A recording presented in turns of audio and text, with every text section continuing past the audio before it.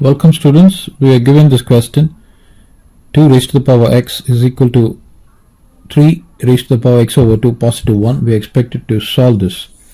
Now foremost what I wish to do is I would like to take x over 2 to be as some quantity p. From here clearly x is equal to 2 times p, and I can rewrite this as 2 raised to the power of 2p is equal to 3 raised to the power of p positive 1. I can then rewrite this as 2 squared raised to the power of p is equal to 3 raised to the power of p positive 1. This is 4 raised to the power of p is equal to 3 raised to the power of p positive 1. Now this quantity here is strictly increasing function, and so is this quantity. So both these quantities are strictly increasing functions. Now just for the sake of visualization, if you were to draw the graph for 4 raised to the power p, the graph would be something like this. Now this is a constant function, so let us have that constant there, and then you got this 3 raised to the power p. This is also a strictly increasing function, so that would be something like this. Now these two functions are intersecting or will intersect only at one point. So what I wish to tell you here is 4 raised to the power p is equal to 3 raised to the power p positive 1 can only have a solution at p is equal to 1. Now why did I draw this graph? This is to show you that p is equal to 1 is the only solution because their point of intersection is just 1. Now of course I did guess this, and using trial and error method p is equal to 1 has been arrived, but p is equal to 1 is the only solution is arrived based on this claim, because 4 raised to the power p is an increasing function and so is 3 raised to the power p. And if I want left hand side to be equal to right hand side, then there is just one particular point in which they intersect. So having mentioned that, if p were to be equal to 1, this would lead me to the conclusion that x over 2 is equal to 1, which means x is equal to 2. So x is equal to 2 is the only solution for this question. So this is the first method by which I'm showing you this. Now let me just move on to the second method. Now I have got, this is method 2. This is being given 2 raised to the power x is equal to 3 raised to the power x over 2 positive 1 has been given. What I wish to do is I would like to divide by 2 raised to the power x both sides. Now if I were to do that, I would get 2 raised to the power x divided by 2 raised to the power x. This is going to be 2 raised to the power x. This is going to be 2 raised to the power x. So I got 2 raised to the power x featuring all through the denominator. Now clearly this can be cancelled, so that would give me 1 is equal to, now I wish to write 3 raised to the power x over 2 as 3 raised to the power 1 over 2, that is raised to the power x, divided by 2 raised to the power x positive 1 over 2 raised to the power x. Now I can rewrite this as root of 3 raised to the power x divided by 2 raised to the power x positive 1 over 2 raised to the power x. Now this can be further rewritten as root of 3 over 2 raised to the power of x positive 1 over 2 raised to the power x. Of course on the left side I've got 1. Now clearly we know that cos 30 degrees is equal to root of 3 over 2 and sine 30 degrees is equal to 1 over 2.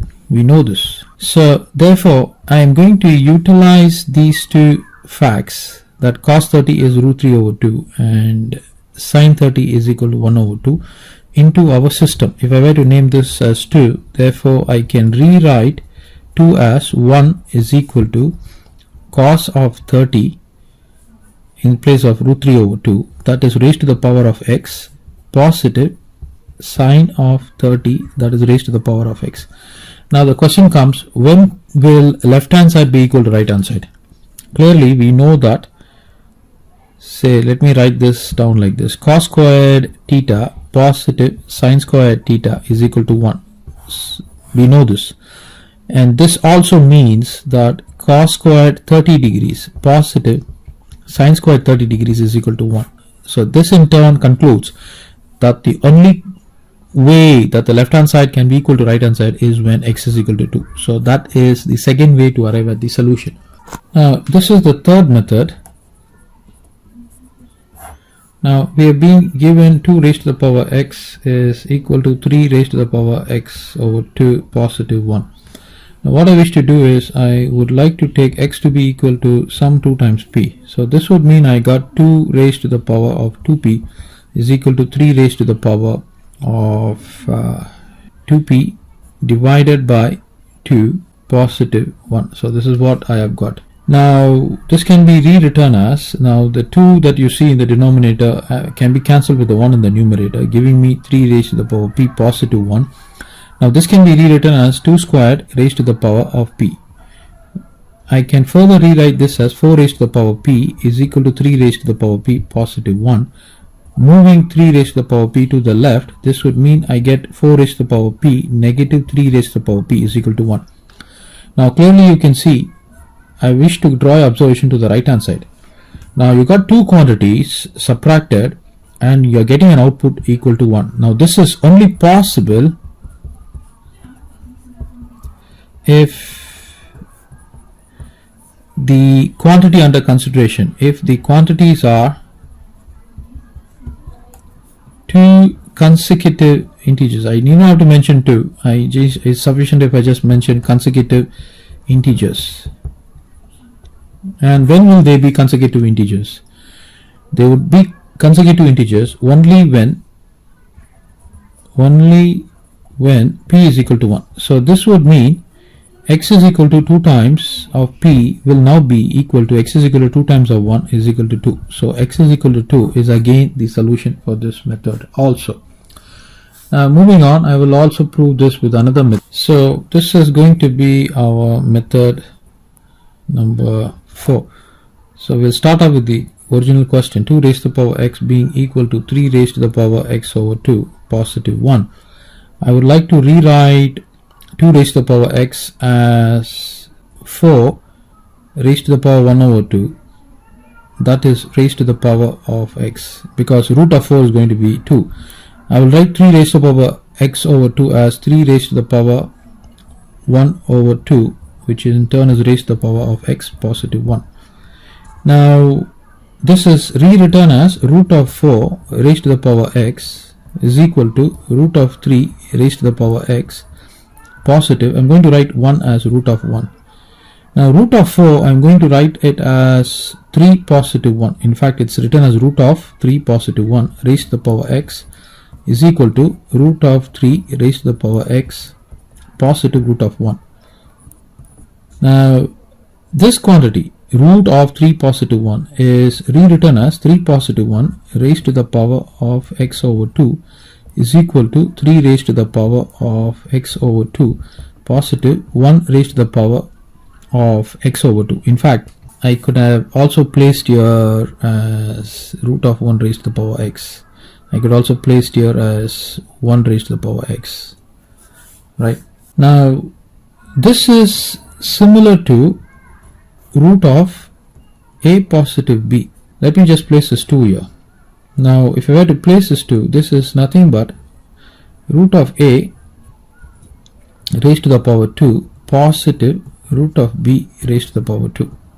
Now generalizing this, if I were to have a quantity like this, a positive b raised to the power n, then this would be equal to a raised to the power n positive b raised to the power n if and only if n is equal to 1. So this will only be true when n is equal to 1. So clearly you can clearly see that a plus b, root of a plus b is actually a plus b raised with this square is actually what we are talking is a plus b raised to the power 1, isn't it? So this will be equal to a positive b because the value of n being equal to 1. So based on that, this is only possible. This is possible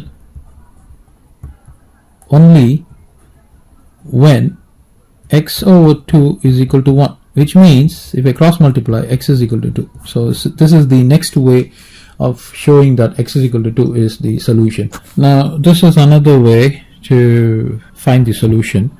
In fact, I should say to confirm the solution in this way, or I would say through this method.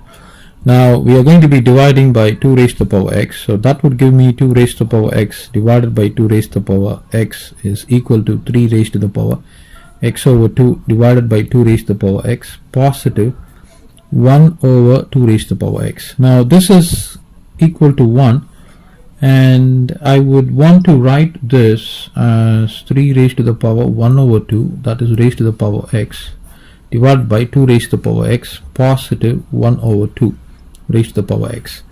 Now this is nothing but root of 3, and that is raised to the power x, and this is 2 raised to the power x positive 1 over 2 raised to the power x. On the left I've got 1. Now I can rewrite this as root of 3 over 2 raised to the power x positive 1 over 2 raised to the power x, and on the left I've got 1. Now clearly you can see that this is actually a decreasing function. Decreasing function, because this is root of 3 divided by 2. So because of the fact that it is less than 1, this is going to be a decreasing function, and this is also going to be a decreasing function. This is also a decreasing function. Decreasing function. So if I were to draw the graph for these two functions,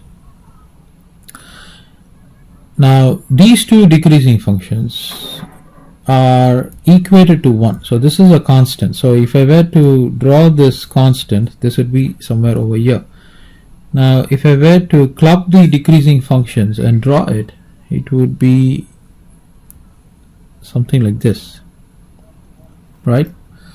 Now the point is, clearly we know that x is equal to 2 will be the only possible solution for this. We know that, but the main objective or the main hurdle comes, is this the only solution? That is when this method comes to our rescue. Is this the only solution that we've got for this? Because if I were to take x is equal to 2, then I would have root of 3 raised to the power 2 positive 1 over 2 raised to the power 2. This is going to give me 3 over 4 positive 1 over 4, which is equal to 4 divided by 4, which is equal to 1, and I clearly have left hand side is equal to right hand side. Now how are we to show that x is equal to 2 is the only solution? By this claim, since root of 3 over 2 is a decreasing function, and 1 over 2 of course raised to the power x is also a decreasing function, and 1 is a constant, so this is actually y is equal to 1. So the only point where these two functions can meet, in fact the only place that they meet, is when x is equal to 2. So through this technique we are not able to find the value of x, but we are only able to show that x is equal to 2 is the only solution.